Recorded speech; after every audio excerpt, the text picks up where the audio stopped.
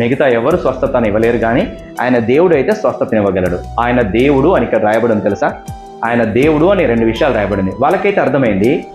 వాళ్ళకేమర్థమైంది? ఆయన దేవుడు, ఆయన స్వస్థపరిచేవాడు, ఆయన మేలు చేసేవాడు, ఆయన కనికరం గలవాడు అని వాళ్ళకి అర్థమైంది కనుక నలుగురు చేత మోయించుకొని ఆయన తీసుకొచ్చారు.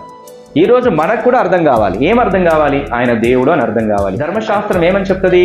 దేవుడు మాత్రమే పాపాలు క్షమించేవాడు అని చెప్తుంది. మిగతా ఎవరైనా పాపాలు క్షమించే అధికారం ఉంటుందా?